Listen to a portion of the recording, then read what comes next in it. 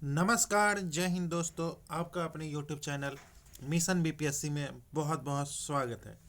दोस्तों, जैसा कि आप लोगों को पता होगा, बिहार एसआई के लिए 1799 पोस्ट पर न्यू वैकेंसी आई है, जिसकी एग्ज़ाम डेट जो है वो अनाउंस हो चुकी है। 18 और 21 तारीख को 2 शिफ्ट में है और आप लोग को अपना अपना सेंटर भी पता चल गया होगा।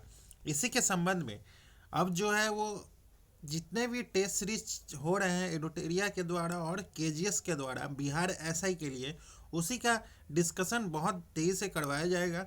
आप इस चैनल से जुड़ सकते हैं। तो आज का सेशन जो है वो केजीएस के द्वारा जो बिहार एसआई का टेस्ट सीरीज लिया जा रहा है, उसी का टेस्ट नंबर 5 का डिस्कशन करने वाले हैं आज के सेशन में। इससे पहले 4 टेस्ट का डिस्कशन हो चुका है, साथ ही साथ उसका पीडीएफ भी आप लोगों को प्रोवाइड करवा दिया गया है। अगर आपको उसका पीडीएफ चाहिए तो आप हमारे टेलीग्राम लिंक से जुड़ सकते हैं।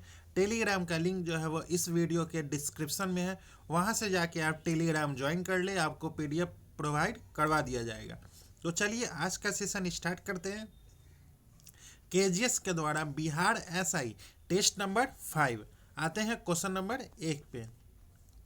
पूछ रहा है, विश्व की प्रमुख जनजातियों को उनके निवास क्षेत्र से सम्मिलित करना है। कौन सी जनजाति कहाँ निवास करती हैं, उसका सम्मिलित करना है। तो बद्दू जो है, बद्दू जनजाति जो है वो अरब मरुस्थल में होती है। बद्दू जनजाति, तो पूछ रहा है बद्दू जनजाति जो है वो कहाँ निवास करती है, तो अरब मरुस्थल में करती है। और मसाई जनजाति जो है वो पूर्वी अफ्रीका में। और याकूत जनजाति जो है वो साइबेरिया रूस में। और पिग्मी जनजाति जो है वो कांगो बेसिन में निवास करती है। तो इसका राइट आंसर है ऑप्शन नंबर डी, जो है इसका राइट आंसर है।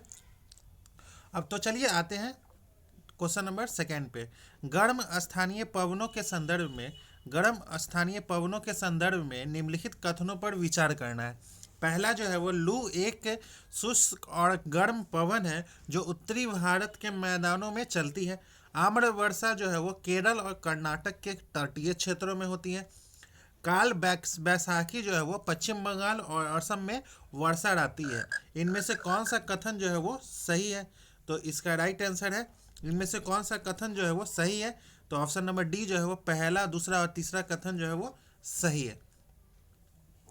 भारत में गर्मियों के दौरान कई प्रकार की गर्म स्थानीय पवनें जो है वो चलती है, जो विशेष क्षेत्रों की जलवायु पर प्रभाव डालती है।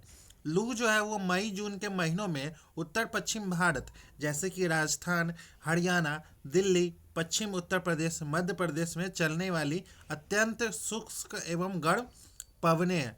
और आम्र वर्षा जो है वो दक्षिण पश्चिम मानसून से पूर्व केरल और कर्नाटक के तटीय भागों में आम के पकने के समय होने वाली वर्षा है।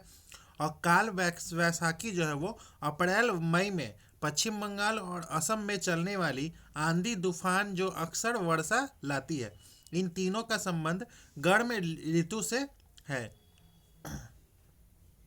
अब चलते हैं क्वेश्चन नंबर 3 पे। नदी घाटी के विकास की प्रौढ़ावस्था से संबंधित कौन सा लक्षण जो है वो सही नहीं है, कौन सा लक्षण जो है वो सही नहीं है। तो गोखुर झील का निर्माण, जलप्रपात और सिपराओं वाटरफॉल्स और रैपिड का समाप्त होना, क्षैतिज अपर्दन का ऊर्ध्वाधर अपर्दन से अधिक होना, वी आकार की घाटी का प्रमुख होना। तो इसमें से नदी घाटी के विकास की प्रौढ़ावस्था से संबंधित कौन सा लक्षण नहीं है, तो ऑप्शन नंबर डी जो है वो भी आकार की घाटी नदी के युवा अवस्था का प्रमुख लक्षण है, न कि प्रौढ़ावस्था का। अब चलिए आते हैं क्वेश्चन नंबर 4 पे। निम्नलिखित में से कौन सी नदी परियोजना और राज्य का युग्म जो है वो सही सम्मिलित नहीं है। कौन सी नदी परियोजना और राज्य का सही युग्म सम्मिलित नहीं है, तो टिहरी बांध जो है वो उत्तराखंड में है। भागीरथी प्रमुख नदी है और उद्देश्य जो है वो जल विद्युत और सिंचाई है। दूसरा जो है वो सरदार सरोवर परियोजना जो है वो गुजरात में नर्मदा नदी पे है और पेयजल, सिंचाई और विद्युत के लिए है। और इंदिरा गांधी नहर जो है वो राजस्थान में सतलज व्यास लिंक पे है, शुष्क क्षेत्रों की सिंचाई के लिए। और चौथा जो है वो हीराकुंड बांध जो है वो झारखंड नहीं होगा, हीराकुंड बांध जो है वो ओडिशा में महानदी पे बाढ़ नियंत्रण और विद्युत के लिए है। तो ऑप्शन नंबर डी जो है वो सही नहीं है। अब चलते हैं क्वेश्चन नंबर 5 पे। गर्म स्थानीय पवनों के संदर्भ में निम्नलिखित कथनों पर विचार करना। पहला, चिनूक जो है वो पवन रॉकी पर्वत के पूर्वी ढलानों से नीचे उतरती है और कनाडा एवं संयुक्त राज्य अमेरिका में स्नो ईटर के नाम से जानी जाती है। फोहेन पवन यूरोप के आल्प्स पर्वत के दक्षिणी ढलानों से नीचे उतरती है और इटली के पो नदी घाटी क्षेत्र में अंगूर की खेती को प्रभावित करती है। सिरोको जो है वो एक भूमध्य सागरीय पवने हैं जो सहारा मरुस्थल से नमी एकत्र करके लाल वर्षा का कारण बनती है। उपयुक्त में से कौन सा कथन जो है वो सही है? तो ऑप्शन नंबर डी जो है वो पहला और तीसरा कथन जो है वो सही है।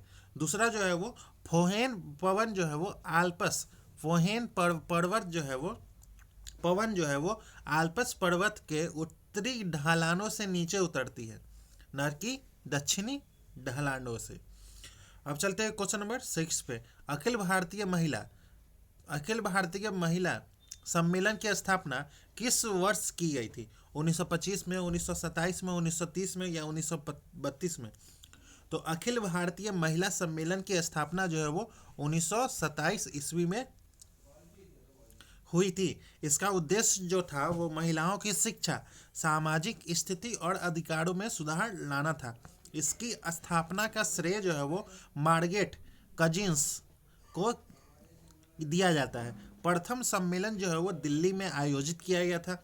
यह भारत का पहला राष्ट्रीय स्तर का महिला संगठन था जिसके बाद में राजनीतिक और सामाजिक अधिकारों के लिए संघर्ष किया गया था। और इसमें मुख्य नेता जो थे वो सरोजनी नायडू, हंसा मेहता, कमला देवी चट्टोपाध्याय थी। अब चलते हैं क्वेश्चन नंबर 7 पे। भारत की काली मृदा के संदर्भ में निम्नलिखित कथनों पर विचार करना। पहला, इसका निर्माण जो है वो दक्कन ट्रैप के बेसाल्ट लावा के विखंडन से हुआ है। यह मृदा जो है वो कपास की खेती के लिए अत्यंत उपयुक्त है और इसका विस्तार गुजरात, महाराष्ट्र, मध्य प्रदेश और आंध्र प्रदेश में है। सही विकल्प चुनिए। इसमें से कौन सा विकल्प जो सही है? तो ऑप्शन नंबर डी जो है वो पहला, दूसरा, तीसरा तीनों जो है वो सही है। काली मृदा का निर्माण जो है वो दक्कन ट्रैप के बेसाल्ट लावा के विखंडन से हुआ है। यह मृदा जो है वो अत्यधिक क्ले चिकनी मिट्टी युक्त होती है और जल धारण क्षमता जो है वो अधिक होती है। इसकी जल धारण क्षमता और पोषक तत्वों की उपस्थिति इसे कपास की खेती के लिए अत्यंत उपयुक्त बनाती है, इसलिए इसे कपास वाली मिट्टी भी कहते हैं। और काली मृदा का विस्तार जो है वो मुख्यतः गुजरात, महाराष्ट्र, मध्य प्रदेश, आंध्र प्रदेश, तेलंगाना और कर्नाटक में पाया जाता है। विशेष रूप से दक्षिणी और मध्य भारत में होता है। अब चलते हैं क्वेश्चन नंबर 8 पे। निम्नलिखित युग्म पठारों को उनके संबंधित देशों के साथ सम्मिलित करना है। माटो ग्रोसो पठार जो है वो ब्राजील में, और चियापास पठार जो है वो मैक्सिको, तिब्बत का पठार जो है वो चीन, और अनातोलिया पठार जो है वो तुर्की। तो इसका राइट आंसर है ऑप्शन नंबर ए जो है इसका राइट आंसर है। अब चलते हैं क्वेश्चन नंबर 9 पे। रॉयल एशियाटिक सोसाइटी की स्थापना कहाँ हुई थी? तो रॉयल एशियाटिक सोसाइटी की स्थापना जो है वो कहाँ हुई थी? लंदन में, कोलकाता में, मद्रास या मुंबई में? तो इसका राइट आंसर है रॉयल एशियाटिक सोसाइटी की स्थापना जो है वो 1823 में लंदन में की गई थी। इसके संस्थापक जो थे वो सर हेनरी थॉमस कोलब्रुक थे इस संस्था का उद्देश्य जो था वो एशिया के इतिहास, साहित्य, भाषाओं और संस्कृति के अध्ययन को बढ़ावा देना। यह संस्था जो है वो एशियाटिक सोसाइटी ऑफ बंगाल जो थी, जो विलियम वारेन हेस्टिंग और विलियम जोन्स द्वारा 1784 में कोलकाता में स्थापित की गई थी, से प्रेरित का था। अब चलते हैं क्वेश्चन नंबर 10 पे। भारत के ऊर्जा संसाधनों के संदर्भ में निम्नलिखित कथनों पर विचार करना। पहला, तारापुर भारत का पहला परमाणु ऊर्जा संयंत्र है। दामोदर घाटी जो है वो तापीय ऊर्जा उत्पादन का प्रमुख केंद्र है। कार्वेट जल विद्युत परियोजना कर्नाटक में स्थित है। इनमें से कौन सा कथन जो है वो सही है? कौन सा कथन सही है? तो ऑप्शन नंबर ए जो है वो केवल पहला और दूसरा जो है वो सही है, क्योंकि कार्वेट जो है वो नाम का कोई जल विद्युत परियोजना कर्नाटक में नहीं है। कर्नाटक में जो है वो शरावती परियोजना है और कायना परियोजना जो है वो महाराष्ट्र में है। अब चलते हैं क्वेश्चन नंबर 11 पे। निम्नलिखित देशों में से कौन सा देश कर्क रेखा, मकर रेखा और विषुवत रेखा तीनों में से किसी के ऊपर स्थित नहीं है? कौन सा देश स्थित नहीं है? तो नाइजर, सऊदी अरब, जिम्बाब्वे या कोलंबिया। तो जिम्बाब्वे जो है वो कर्क रेखा, मकर रेखा और विषुवत रेखा इन तीनों में से किसी के ऊपर स्थित नहीं है। नाइजर जो है वो कर्क रेखा से गुजरती है, सऊदी अरब से भी कर्क रेखा गुजरती है, कोलंबिया से विषुवत रेखा गुजरती है, जबकि जिम्बाब्वे से कर्क, मकर, विषुवत में से किसी के ऊपर से नहीं गुजरती है। यह मकर रेखा के उत्तर में स्थित है, लेकिन विषुवत रेखा से काफ़ी दूर है। कर्क रेखा से जो गुजरने वाले देश हैं वो भारत, सऊदी अरब, मिस्र, Libya, Algeria, Mexico, niger, Myanmar या ओमान है। और मकर रेखा से जो गुजरने वाले देश हैं वो Chile, Argentina, Paraguay, Brazil, Namibia, Botswana, दक्षिण अफ्रीका, मेडागास्कर, ऑस्ट्रेलिया। और विषुवत रेखा से जो है वो Ecuador, Colombia, Brazil, Gabon, Congo गणराज्य, युगांडा, केनिया, सोमालिया और इंडोनेशिया है। कांगो और लिम्पोपो नदी जो है वो विषुवत और मकर रेखा को 2 बार काटती है। कर्क रेखा जो है वो भारत के 8 राज्यों से होकर गुजरती है। अब चलते हैं क्वेश्चन नंबर 12 पे। निम्नलिखित में से कौन सा टाइगर रिजर्व तमिलनाडु में स्थित है? कौन सा टाइगर रिजर्व जो है वो तमिलनाडु में स्थित है? बांदीपुर, मुद्दुमलाई, नागरहोल, पेरियार। तो तमिलनाडु में जो है वो मुद्दुमलाई जो है वो तमिलनाडु में राज्य में स्थित है। यह नीलगिरी जिले में आता है। बांदीपुर जो है वो कर्नाटक में और वायनाड जो है वो केरल के वन क्षेत्रों से सटा हुआ है। बांदीपुर और नागरहोल जो है वो टाइगर रिजर्व जो है वो कर्नाटक में स्थित है। पेरियार जो है वो टाइगर रिजर्व केरल राज्य में स्थित है। अब चलते हैं क्वेश्चन नंबर 13 पे। निम्नलिखित दरों को उनके संबंधित राज्य, केंद्र शासित प्रदेशों और उनके द्वारा जोड़े जाने वाले क्षेत्रों के आधार पर सम्मिलित करना है। जोजिला दर्रा जो है वो श्रीनगर को लेह से जोड़ता है और केंद्र शासित प्रदेश लद्दाख में स्थित है। नाथुला दर्रा जो है वो सिक्किम को चुम्बी घाटी से जोड़ता है और सिपकिला दर्रा जो है वो सतलुज नदी भारत में प्रवेश करती है, हिमाचल प्रदेश में स्थित है। तो इसका राइट आंसर है ऑप्शन नंबर सी जो है इसका राइट आंसर है। अब चलते हैं क्वेश्चन नंबर 14 पे। भारत के टाइगर मैन के रूप में किसे जाना जाता है? भारत के टाइगर मैन के रूप में किसे जाना जाता है? तो Jim Corbett, Kailash Sankhla, MS Swaminathan या सलीम अली। तो कैलाश सांखला को भारत के टाइगर मैन के रूप में जाना जाता है। जिम कॉर्बेट जो है वो ब्रिटिश शिकारी थे और लेखक थे, मानव भक्षी बाघों का शिकार करने के लिए प्रसिद्ध थे। और MS स्वामीनाथन जो है वो हरित क्रांति के जनक हैं, जिन्होंने कृषि के क्षेत्र में भारत को खाद्य आत्मनिर्भरता दिलाई। और सलीम अली जो है वो बर्ड मैन ऑफ इंडिया, पक्षी विज्ञान में योगदान भारतीय पक्षियों पर शोध के लिए प्रसिद्ध थे। अब चलते हैं क्वेश्चन नंबर 15 पे। निम्नलिखित में से किस वैज्ञानिक को जैव विविधता के पिता के रूप में जाना जाता है? किस वैज्ञानिक को जाना जाता है? तो Edward Wilson, option number B जो है इसका राइट आंसर है। अब चलते हैं क्वेश्चन नंबर 16 पे। खाद्य श्रृंखला में ऊर्जा स्थानांतरण के 10% सिद्धांत का प्रतिपादन जो है वो किसने किया था? किसने किया था? तो ऑप्शन नंबर ए जो है वो लिंडमैन ने किया था 1942 में। अब चलते हैं क्वेश्चन नंबर 17 पे। नमामि गंगे मिशन की शुरुआत जो है वो कब हुई थी? तो नमामि गंगे मिशन की शुरुआत जो है वो वर्ष 2014 में हुई थी, जो जून जून जून 2014 में प्रारंभ किया गया था। इसका मुख्य उद्देश्य जो है वो गंगा नदी का प्रदूषण नियंत्रण, संरक्षण और पुनर्जीवन है।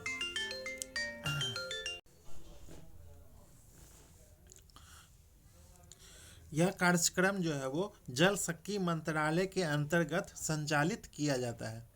अब चलते हैं क्वेश्चन नंबर 18 पे। क्षेत्रफल के आधार पर भारत का सबसे बड़ा वन्य जीव अभ्यारण्य जो है वो कौन सा है? तो क्षेत्रफल के आधार पर भारत का सबसे बड़ा वन्य जीव अभ्यारण्य जो है वो कच्छ का रण है।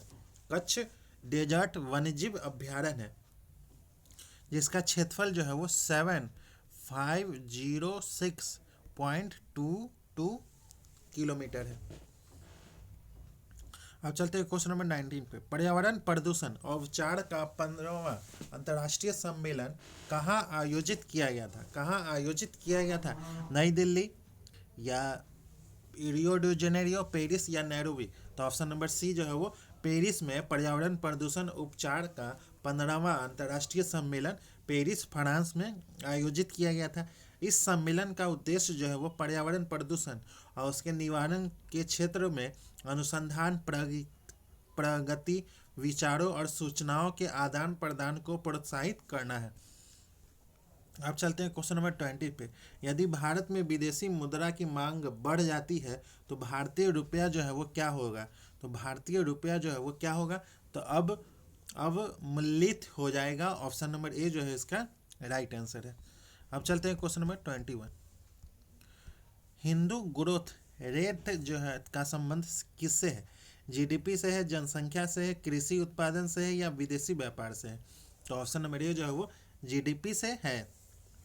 हिंदू ग्रोथ रेट का औसत आर्थिक विकास दर है जो भारत की अर्थव्यवस्था ने स्वतंत्रता के बाद लगभग 1950 से 80 के समय अवधि में अनुभव किया है। अब चलते हैं क्वेश्चन नंबर 22। मुद्रा के आंतरिक मूल्य का अर्थ जो है वो क्या है? तो मुद्रा के आंतरिक मूल्य का अर्थ जो है वो क्या है? तो मुद्रा का धात्विक मूल्य, ऑप्शन नंबर बी जो है इसका राइट आंसर है। अब चलते हैं क्वेश्चन नंबर 23। 1991 की नई आर्थिक नीति के मुख्य घटक जो है वो कौन थे? मुख्य घटक जो है वो कौन थे? तो उदारीकरण, निजीकरण और वैश्वीकरण थे। ऑप्शन नंबर ए जो है इसका राइट आंसर है। अब चलते हैं क्वेश्चन नंबर 24। निम्नलिखित में से कौन सा प्रत्यक्ष कर जो है वो नहीं है? प्रत्यक्ष कर जो है वो इनमें से कौन सा नहीं है? तो सेवा कर, आयकर, पूंजीगत लाभ कर या संपत्ति कर? तो ऑप्शन नंबर ए जो है वो सेवा कर जो है वो प्रत्यक्ष कर नहीं है। अब चलते हैं क्वेश्चन नंबर 25। प्रत्यक्ष कर सुधार से संबंधित निम्नलिखित में से कौन सी समिति है? प्रत्यक्ष कर सुधार से संबंधित निम्नलिखित में से कौन सी समिति है? तो राजा चलैया समिति जो है वो राजा चलैया समिति प्रत्यक्ष कर सुधार से संबंधित है की स्थापना जो है वो भारत सरकार द्वारा 2002 में प्रमुख रूप से कर ढांचे में सुधार के सुझाव देने के लिए की गई थी। इस समिति ने अपनी रिपोर्ट 2002 में ही प्रस्तुत कर दी थी। अब चलते हैं केलकर समिति जो है वो यह समिति मुख्य रूप से वस्तु एवं सेवा कर के ड्राफ्ट तैयार करने और वित्तीय सुधारों के लिए प्रसिद्ध है। चलेश्वर समिति जो है वो इस समिति का गठन बैंकों में गैर निष्पादित असातियों के मुद्दे की जांच के लिए किया गया था। रेवी समिति जो है वो, इस समिति का संबंध कृषि ऋण और ग्रामीण विकास से था। अब चलते हैं क्वेश्चन नंबर 26। 26 का ऑप्शन नंबर बी जो है इसका राइट आंसर है। क्वेश्चन नंबर 27 का ऑप्शन नंबर सी जो है इसका राइट आंसर है। क्वेश्चन नंबर 28 का ऑप्शन नंबर सी जो है इसका राइट आंसर है। Question number 29। क्वेश्चन नंबर 29 का ऑप्शन नंबर बी जो है इसका राइट आंसर है। क्वेश्चन नंबर 30 का ऑप्शन नंबर ए जो है इसका राइट आंसर है। Question number 31।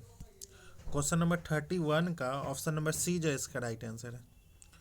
क्वेश्चन नंबर 32 का ऑप्शन नंबर डी जो है इसका राइट आंसर है। Question number 33। क्वेश्चन नंबर 33 का ऑप्शन नंबर ए जो है इसका राइट आंसर है। क्वेश्चन नंबर 34 का ऑप्शन नंबर सी जो है इसका राइट आंसर है। क्वेश्चन नंबर 35 का ऑप्शन नंबर बी जो है इसका राइट आंसर है। क्वेश्चन नंबर 36 का ऑप्शन नंबर ए जो है इसका राइट आंसर है। क्वेश्चन नंबर 37, भक्ति आंदोलन के संदर्भ में निम्नलिखित कथनों पर विचार करना। पहला, शंकर देव ने असम में एक शरण धर्म की स्थापना की। वल्लभाचार्य ने शुद्धाद्वैत सिद्धांत का प्रचार किया। कबीर ने मूर्ति पूजन और जाति व्यवस्था की निंदा की। इनमें से कौन सा कथन जो है वो सही है? तो ऑप्शन नंबर डी जो है वो पहला, दूसरा और तीसरा तीनों कथन सही है। अब चलते हैं क्वेश्चन नंबर 38।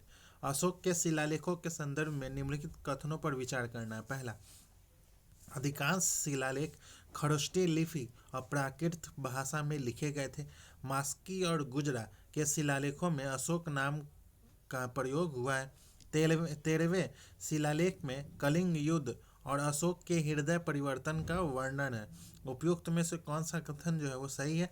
तो ऑप्शन नंबर सी जो है वो इसका सही है, केवल दूसरा और तीसरा। अधिकांश शिलालेख जो है वो ब्राह्मणी लिपि और प्राकृत भाषा में लिखे गए हैं, न कि खरोष्टी। अब चलते हैं क्वेश्चन नंबर 39। वैदिक काल से संबंधित निम्नलिखित में से कौन सा युग जो है वो गलत सुमेलित है? तो अयस सोना जो है वो गलत सुमेलित है। अयस जो है वो वैदिक काल में तांबे और कांसे के लिए प्रयुक्त होता है। अब चलते हैं क्वेश्चन नंबर 40। निम्नलिखित कथनों पर विचार करना है। मुद्रा राक्षक में मौर्यकालीन कूटनीति का यथार्थ चित्रण जो है वो मिलता है।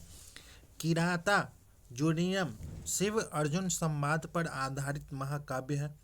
स्वप्न वासवदत्तम में उदयन वासवदत्ता की कथा बारहवीं द्वारा लिखी गई है।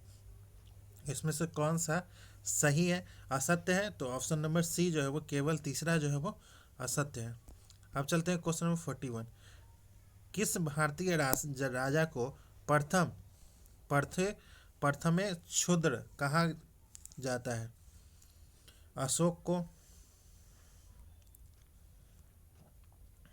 अशोक को महापद्म नंद गौतमी पुत्र सात कर्णी खाड़वेल। तो इसका राइट आंसर है ऑप्शन नंबर सी जो है वो गौतमी पुत्र सात कर्णी। अब चलते हैं क्वेश्चन नंबर 42। दिल्ली सल्तनत के प्रशासनिक सुधारों के संदर्भ में निम्नलिखित कथनों पर विचार करना है। इल्तुतमिश ने तुर्कान ए चहलगानी का गठन किया था। बलबन ने सिजदा और पैबोस की फारसी परंपराएं शुरू की। अलाउद्दीन खिलजी ने दाग और हुलिया प्रणाली शुरू की। उपयुक्त में से कौन सा कथन जो है वो सही है? तो ऑप्शन नंबर डी जो है वो पहला, दूसरा और तीसरा तीनों कथन सही है। अब चलते हैं क्वेश्चन नंबर 43। हिंदू महासभा की स्थापना जो है वो किस वर्ष हुई थी? तो हिंदू महासभा की स्थापना जो है वो वर्ष 1915 में स्थापना की गई थी। इसका उद्देश्य जो था वो हिंदुओं के राजनीतिक, सामाजिक और धार्मिक हितों की रक्षा करना।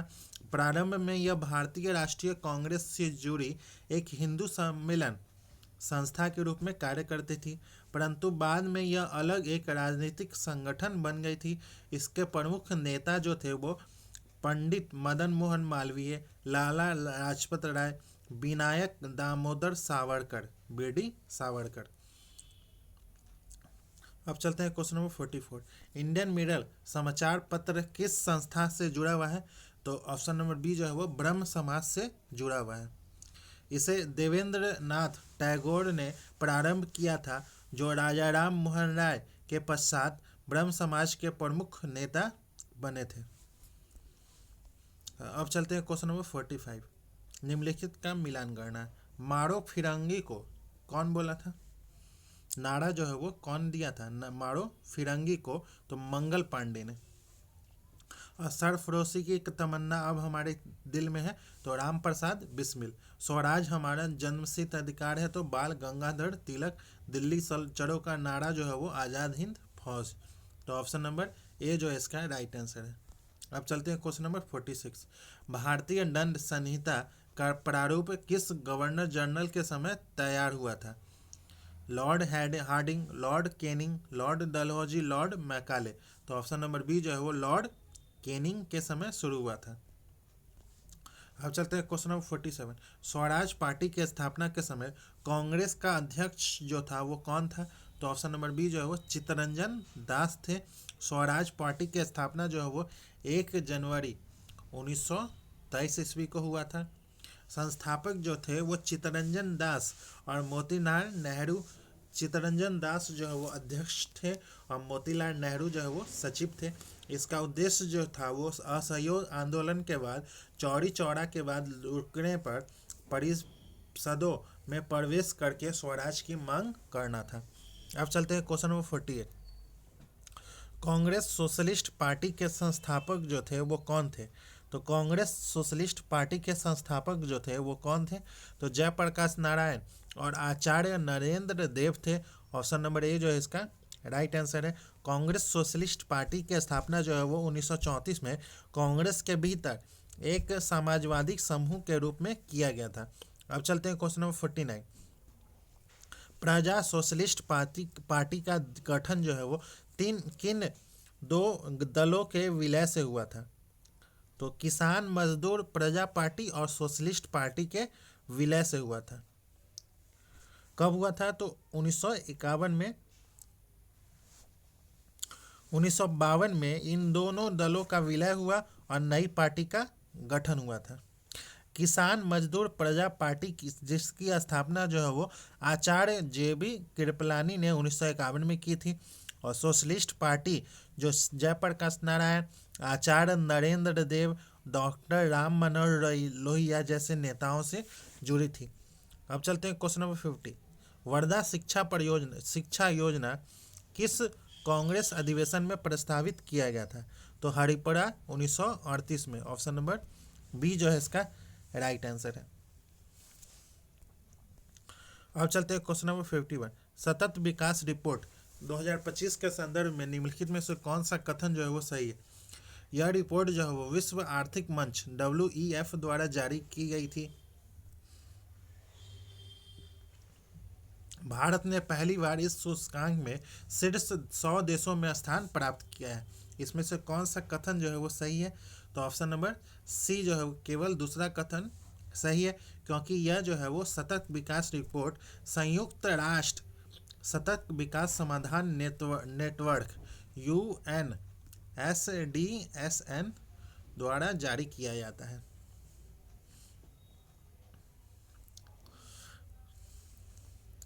अब चलते हैं क्वेश्चन नंबर 52।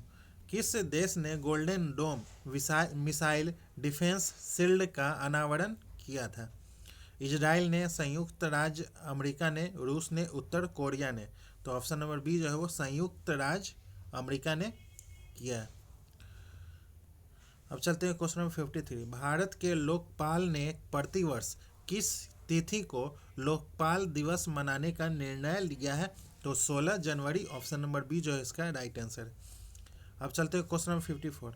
कौन सी दो भारतीय शास्त्रीय रचनाओं की पांडुलिपियों को अप्रैल 2025 में यूनेस्को की memory of the world register में शामिल किया गया है?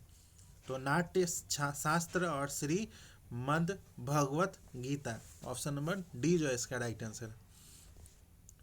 अब चलते हैं क्वेश्चन नंबर 55। वर्ष में आयोजित प्रमुख ग्रैंड स्लैम टेनिस टूर्नामेंट का सही क्रम जो है वो कौन सा है? तो पहले जो है वो Australia open, French open, Wimbledon और US ओपन होता है। ऑप्शन नंबर सी जो है इसका राइट आंसर है। ऑस्ट्रेलिया ओपन जो है वो जनवरी में होता है। फ्रेंच ओपन जो होता है वो मई जून में होता है। और जून जुलाई में विंबलडन होता है। अगस्त सितंबर में यूएस ओपन होता है।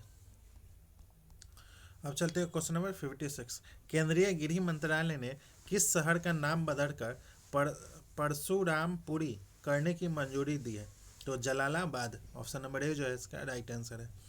अब चलते हैं क्वेश्चन नंबर 57। भारत के पहले ग्रीन हाइड्रोजन ईथन ईंधन स्टेशन का उद्घाटन जो है वो कहाँ किया गया है? तो ऑप्शन नंबर डी जो है वो लद्दाख में किया गया है। यह परियोजना SPCL और NTPC के संयुक्त प्रयास से बनी है। अब चलते हैं क्वेश्चन नंबर 58। अंतर्राष्ट्रीय बुकर पुरस्कार 2025 से किसे सम्मानित किया गया है? तो बानू मुश्ताक द साइलेंट वर्सेस के लिए दिया गया है। अब चलते हैं क्वेश्चन नंबर 59। रामसर कन्वेंशन के तहत आर्द्रभूमि शहर के रूप में मान्यता प्राप्त करने वाले 2 भारतीय शहर जो हैं वो कौन से हैं? तो उदयपुर और इंदौर है। ऑप्शन नंबर ए जो है इसका राइट आंसर है। अब चलते हैं क्वेश्चन नंबर 60। संविधान अंगीकार के 75 वर्ष पूर्ण होने के उपलक्ष्य में किन भाषाओं में संविधान की प्रतियां जो है वो जारी की गई है? तो संस्कृत और मैथिली में। ऑप्शन नंबर डी जो है इसका राइट आंसर है। अब चलते हैं क्वेश्चन नंबर 61। भारत के 98 बाघ अभ्यारण्य के रूप में किस अभ्यारण्य को शामिल किया गया है? तो माधव बाघ अभ्यारण्य Madhya Pradesh. Option number C जो है वो 98 बाघ के रूप में अभ्यारण्य के रूप में अधिसूचित किया गया है। अब चलते हैं क्वेश्चन नंबर 62। इसरो ने गगनयान कार्यक्रम के विस्तार के रूप में किस वर्ष परिचालित भारतीय अंतरिक्ष स्टेशन स्थापित करने का लक्ष्य रखा है? तो वर्ष जो है वो 2035 तक। ऑप्शन नंबर सी जो है इसका राइट आंसर है। अब चलते हैं क्वेश्चन नंबर 63। निम्नलिखित को सुमेलित करना है। PM जय योजना जो है वो 2019 और अटल पेंशन योजना जो है वो 2018। PM किसान योजना जो है वो मई 2025-15 और प्रधानमंत्री मुद्रा योजना जो है वो अप्रैल 2015। तो ऑप्शन नंबर सी जो है इसका राइट आंसर है। अब चलते हैं क्वेश्चन नंबर 64। प्रधानमंत्री नरेंद्र मोदी ने श्री नारायण गुरु और महात्मा गांधी के मध्य हुए ऐतिहासिक वार्तालाप की शताब्दी समारोह का शुभारंभ किया है। यह वार्ता जो है वो कहाँ हुई थी? तो ऑप्शन नंबर ए जो है वो केरल में हुई थी। अब चलते हैं क्वेश्चन नंबर 65। मार्च 2025 में कनाडा के नए प्रधानमंत्री जो बने हैं वो कौन बने हैं? तो कनाडा के नए प्रधानमंत्री जो बने हैं वो Mark Carney. Option number B जो है इसका राइट आंसर है। अब चलते हैं क्वेश्चन नंबर 66। भारत ने सफलतापूर्वक जीनोम संपादित चावल की उन्नत किस्में विकसित की हैं। इनके नाम जो है वो कौन से नाम है? तो DRR धान 100 और पूसा DST पान 1। तो ऑप्शन नंबर सी जो है वो पहला और दूसरा दोनों है। अब चलते हैं क्वेश्चन नंबर 67। विश्व खाद्य पुरस्कार जो है वो 2025 से किसे सम्मानित किया गया है? तो doctor Maria यांगला हंगरिया। Option number D जो है इसका राइट आंसर है। अब चलते हैं क्वेश्चन नंबर 68। भारतीय पहल का शुभारंभ किस संस्था द्वारा किया गया है? तो APEDA। ऑप्शन नंबर ए जो है इसका राइट आंसर है। अब चलते हैं क्वेश्चन नंबर 69। संविधान की किस अनुसूची में शामिल प्रावधान राज्य पुनर्गठन से सीधे संबंधित नहीं है? तो 7वीं अनुसूची। ऑप्शन नंबर डी जो है इसका राइट आंसर है। अब चलते हैं क्वेश्चन नंबर 70। अनुच्छेद 131 के तहत सर्वोच्च न्यायालय के मूल क्षेत्राधिकार के संदर्भ में निम्नलिखित कथनों पर विचार करना है। यह क्षेत्राधिकार केंद्र और एक या अधिक राज्यों के बीच किसी भी विवाद पर लागू होता है। केंद्र और किसी राज्य के बीच विवाद होने पर दूसरा पक्ष जो है वो कोई अन्य राज्य भी हो सकता है। इस क्षेत्राधिकार का दायरा पूर्ण है और इसमें कोई अपवाद नहीं है। उपरोक्त में से कौन सा कथन जो है वो सही है? तो ऑप्शन नंबर बी जो है वो पहला और दूसरा कथन सही है। अब चलते हैं क्वेश्चन नंबर 71। निम्नलिखित को सुमेलित करना है। अनुच्छेद 14 जो है वो इंदिरा सहनी मामला है और अनुच्छेद 21 जो है वो मेनका गांधी मामला है और अनुच्छेद 368 जो है वो केशवानंदन भारती मामला है। तो ऑप्शन नंबर ए जो है इसका राइट आंसर है। अब चलते हैं क्वेश्चन नंबर 72। भारतीय संविधान के किस भाग में राज्य के नीति निर्देशक तत्व और मूल कर्तव्य दोनों एक साथ संदर्भित करने वाला कोई एकल अनुच्छेद नहीं है? कोई एकल अनुच्छेद नहीं है। तो भाग 5वां, ऑप्शन नंबर डी जो है इसका राइट आंसर है। अब चलते हैं क्वेश्चन नंबर 73। निम्नलिखित में से कौन सा अधिकार प्रावधान संविधान के प्रारंभिक मसौदे में एक मौलिक अधिकार के रूप में शामिल था लेकिन बाद में हटा दिया गया है? कौन सा अधिकार? तो संपत्ति का अधिकार, ऑप्शन नंबर ए जो है इसका राइट आंसर है। अब चलते हैं क्वेश्चन नंबर 74। भारतीय संविधान में राज्य की परिभाषा अनुच्छेद 12 के संदर्भ में निम्नलिखित कथनों पर विचार करना। पहला, इसमें संसद और राज्य विधानमंडल दोनों शामिल है। निजी निगम चाहे वह कितने भी सार्वजनिक कार्य करते हों इसमें शामिल नहीं है। राज्य की परिभाषा के अंतर्गत आने वाले कोई भी निकाय भाग 3 के तहत मौलिक अधिकारों का उल्लंघन करने के सीधे दायेदार होंगे। उपरोक्त में से कौन सा कथन जो है वो सही है? तो ऑप्शन नंबर बी जो है वो केवल पहला और तीसरा कथन सही है। अब चलते हैं क्वेश्चन नंबर 75। निम्नलिखित संवैधानिक प्रावधानों को उनके प्रदत्त विशेष शक्ति अधिकार से मिलाना है। अनुच्छेद 123 जो है वो राष्ट्रपति की अध्यादेश जारी करने की शक्ति है। अनुच्छेद 72 जो है वह राष्ट्रपति के क्षमादान शक्ति है। अनुच्छेद 143 जो है वो सर्वोच्च न्यायालय का परामर्शी क्षेत्राधिकार है। तो ऑप्शन नंबर ए जो है इसका राइट आंसर है। अब चलते हैं क्वेश्चन नंबर 76। संविधान सभा की प्रारूप समिति के कितने सदस्यों ने अंततः संविधान के मसौदे पर हस्ताक्षर किए थे? तो ऑप्शन नंबर बी जो है वो 7। अब चलते हैं क्वेश्चन नंबर 77। निम्नलिखित में से कौन सी समिति आयोग संविधान सभा का हिस्सा नहीं थी? तो प्रशासनिक सुधार आयोग, ऑप्शन नंबर सी जो है इसका राइट आंसर है।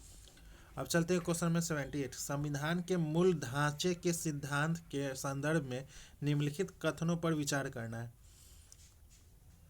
इस सिद्धांत की पुष्टि सर्वप्रथम गोलकनाथ मामले में हुई थी। यह सिद्धांत संसद की संवैधानिक संशोधन शक्ति पर एक न्यायिक प्रतिबंध स्थापित करता है। संविधान की सर्वोच्चता इस सिद्धांत का ही एक हिस्सा है। उपरोक्त में से कौन सा कथन सही है? तो ऑप्शन नंबर बी जो है वो केवल दूसरा और तीसरा कथन सही है। अब चलते हैं क्वेश्चन नंबर 79। सूची 1 का सूची 2 से मिलान करना है।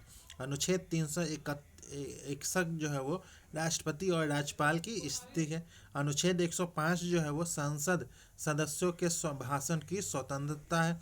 अनुच्छेद 194 जो है वो राज्य विधानमंडल के सदस्यों के भाषण की स्वतंत्रता है। तो ऑप्शन नंबर ए जो है इसका राइट आंसर है। अब चलते हैं क्वेश्चन नंबर 80। भारतीय संविधान का कौन सा अनुच्छेद किसी राज्य के राज्यपाल को उच्च न्यायालय के न्यायाधीशों की नियुक्ति के लिए मुख्यमंत्री से परामर्श करने का दायित्व प्रदान नहीं करता है? तो अनुच्छेद 222, ऑप्शन नंबर बी जो है इसका राइट आंसर है। अब चलते हैं क्वेश्चन नंबर 81। भारत संघ में शामिल होने वाली अंतिम रियासत कौन सी थी? तो अंतिम रियासत जो है वो कौन सी थी? तो ऑप्शन नंबर सी जो है वो भोपाल थी। अब चलते हैं क्वेश्चन नंबर 82। हीरे के चमकदार दिखाई देने के संदर्भ में गलत कथन चुनना है।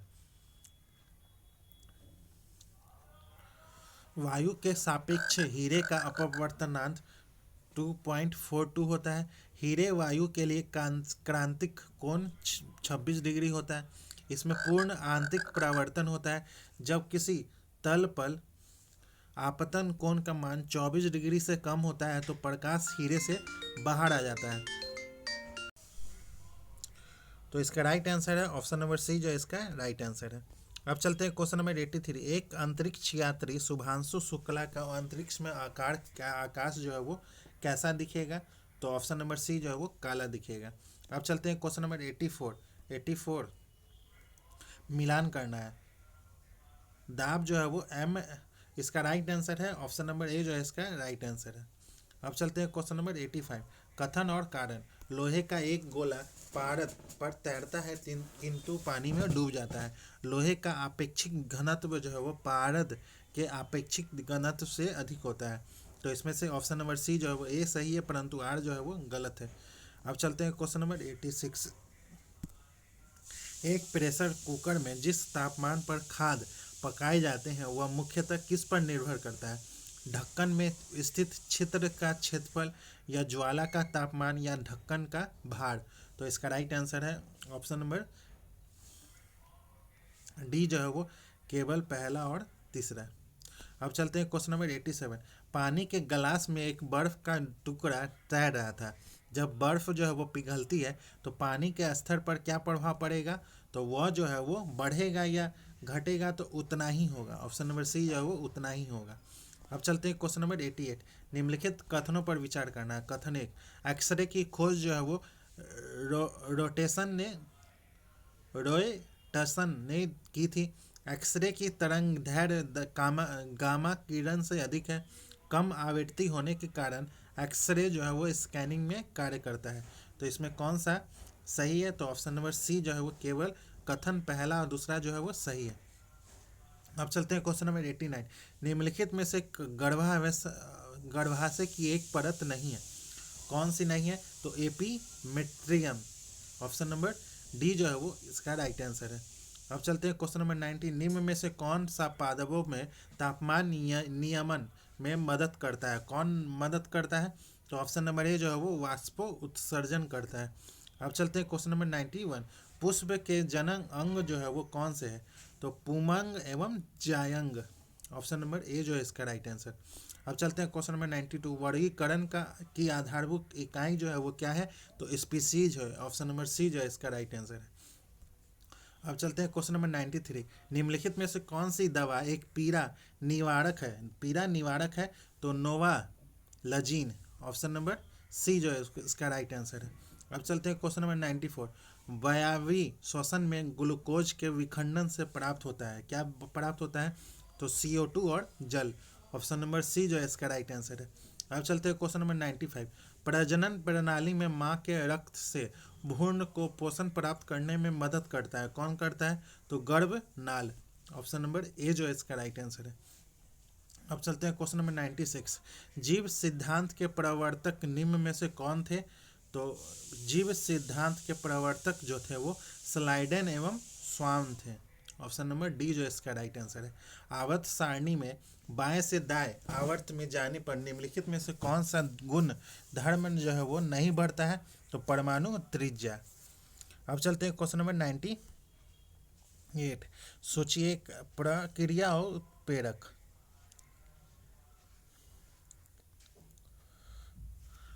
हैवर बॉस प्रक्रिया जो है वो आयरन संपर्क प्रक्रिया जो है वो वैनेडियम पेंटा ऑक्साइड, क्रैकिंग प्रक्रिया जो है वो जियोलाइट, और हाइड्रोजेनेशन निकल।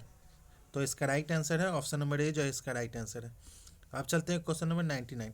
नाइट्रोजन उर्वरक का प्रमुख कार्य जो है वो क्या है? तो पत्तियों की हरियाली एवं वृद्धि को बढ़ाना। ऑप्शन नंबर बी जो है इसका राइट आंसर है। अब चलते हैं क्वेश्चन नंबर 100। असंतृप्त यौगिकों की पहचान के लिए कौन सा अभिक्रिया परीक्षण किया जाता है? कौन सा अभिक्रिया परीक्षण किया जाता है? तो ब्रोमीन जल परीक्षण किया जाता है। तो दोस्तों आज का सेशन ये समाप्त होता है, जिसमें हम लोगों ने KGS के द्वारा जो बिहार SI का टेस्ट लिया जा रहा है उसी का टेस्ट नंबर 5 का डिस्कशन किए हैं। अगर आपको इसका PDF चाहिए तो आप हमारे टेलीग्राम लिंक से जुड़ सकते हैं। टेलीग्राम का लिंक जो है वो इस वीडियो के डिस्क्रिप्शन में है, वहाँ से जाके आप टेलीग्राम ज्वाइन कर लिए, आपको PDF प्रोवाइड करवा दिया जाएगा। तो मिलते हैं किसी और नेक्स्ट टेस्ट सीरीज के साथ, तब तक के लिए धन्यवाद।